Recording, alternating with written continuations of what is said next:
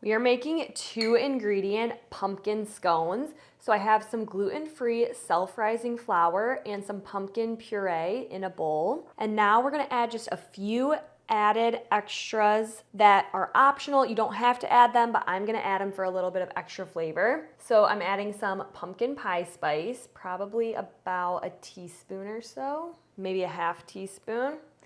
I'm gonna add some sweetener. So I'm using monk fruit today to keep these low sugar. So I'm gonna add in about 2 tablespoons of sweetener. And then we're gonna stir this all together until we reach a dough-like consistency. It's gonna be crumbly at first, and that's okay. So you could use regular self-rising flour, but if you're using gluten-free flour, you can make your own self-rising flour by adding 1/2 teaspoon of baking powder and a pinch of salt to your flour. So I used 1/2 cup of gluten-free flour, a 1/2 teaspoon of baking powder, and a pinch of salt. And then I added in my 1/4 cup of pumpkin and 2 tablespoons of sweetener. So if your dough seems a little bit too dry, you can add in just a little bit more pumpkin puree, but it is going to be a little bit more on the crumbly side, so that's nothing to worry about. So we're gonna mix this together until we get our dough. And sometimes it's easier to just get in there with your hands and form the dough. It's a little messy, but it's kind of fun and it just works better in my opinion. So for our last added mix-in, we're gonna add in some chocolate chips because I love pumpkin with chocolate chips. So these are gonna be pumpkin chocolate chip scones.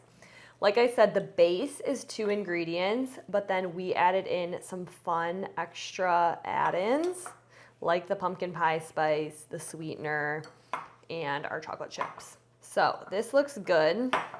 And we're gonna take the dough in our hands and form it into a ball, like so.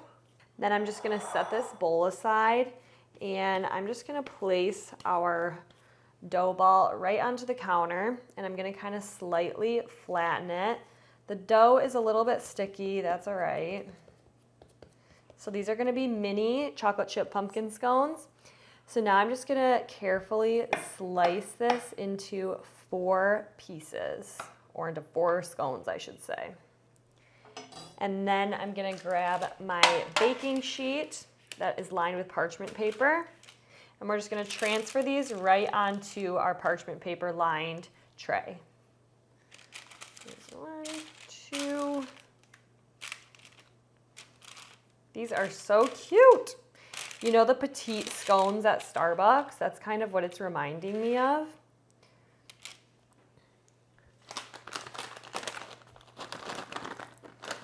Okay, and then just for fun, I'm gonna add a few extra chocolate chips on top just so that they look nice and pretty.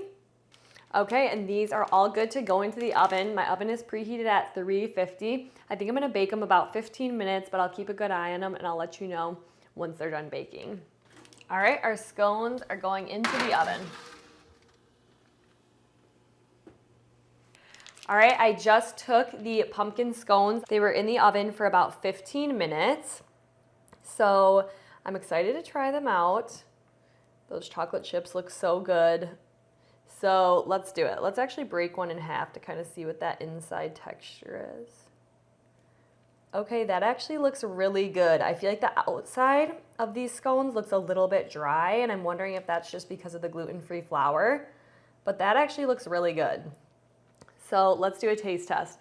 I love that these pumpkin scones are made with a base of only 2 ingredients, and then you can kind of add fun mix-ins if you want, but they're super easy to make, and I've actually never made scones before, so I was a little bit intimidated, but this was actually really easy and fun, so hoping they taste good.